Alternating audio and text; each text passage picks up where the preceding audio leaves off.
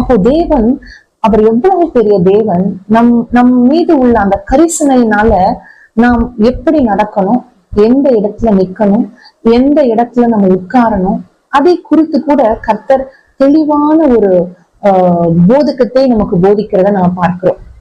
என்ன சொல்கிறார்? துன்மார்க்கருடைய ஆலோசனையில் நடவாமலும், துன்மார்க்கருடைய ஆலோசனையில் நாம் நடக்கக்கூடாது. துன்மார்க்கர் அப்படின்னு சொல்லும்போது தேவனை அறியாதவர்கள், பாவங்களில ஜீவிக்கிறவர்கள். அப்படிப்பட்ட துன்மார்க்கன் தன் கர்வத்தினால் தேவனை தேடான் என்று வாசிக்கிறோம். தேவனை தேடாதவர்கள் யாருமே துன்மார்க்கர் தான். அப்போ அப்படிப்பட்ட துன்மார்க்கர் நமக்கு கொடுக்கிற ஆலோசனையில நம்ம நடக்கக்கூடாது அப்படின்றத வசனம் சொல்லுகிறது. பாவிகளுடைய வழியில் நிற்கக்கூடாது. அப்படி சொல்லும் பொழுது பாவிகளுடைய வழியில் நிற்கக்கூடாது அப்படின்னா அவர்களுடைய வழியை நாம் பின்பற்றக்கூடாது. அவர்களுடைய வழியை நாம் பின்பற்றக்கூடாது. யோசேப்புடைய வாழ்க்கையில கூட நம்ம பார்க்கிறோம்ல, அந்த போத்திபாரின் மனைவியோட விஷயத்துல அவர் அந்த இடத்துல நிற்கவே இல்லை. அந்த இடத்தை விட்டு அவர் ஓடி போனார். அப்போ நிறைய நம்முடைய காரியங்களை நாம் பாவத்துல விழுகிறதுக்கு காரணம் என்னன்னா, அந்த பாவம் நடைபெறுகிற, அந்த பாவத்தை கொடுக்கிற, அந்த பாவத்தை நம்ம செய்ய தூண்டுகிற இடங்களுக்கு நாம் செல்லுகிறது தான் நிறைய நேரங்கள்ல இதற்கு காரணமா இருக்கிறது. அப்போ பாவம் நடக்கிற அந்த இடத்திற்கு நாம் போகாம இருந்தாலே நாம் நிறைய பாவங்களை என்ன பண்ணலாம், நம்ம தடுக்கலாம். அடுத்து, பரியாசக்காரர் உட்காரும் இடத்தில் உட்காரக்கூடாது என்று வசனம் சொல்லுகிறது. பரியாசக்காரன் மனுஷனுக்கு அருவருப்பானவன். அப்ப ஒரு மனுஷன் மற்ற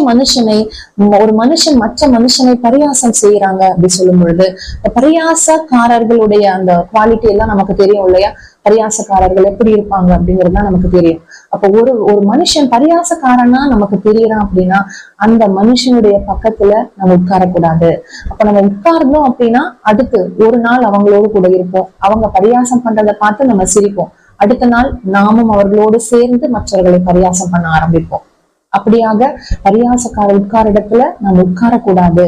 அப்ப நாம் என்ன செய்ய வேண்டும் அப்படின்னா, அடுத்த வசனம் சொல்லுகிறது, கர்த்தருடைய வேதத்தில் பிரியமாயிருந்து, இந்த வேதத்தில் பிரியமாயிருந்து இரவும் பகலும் அவருடைய வேதத்தில் தியானமா இருக்க வேண்டும்.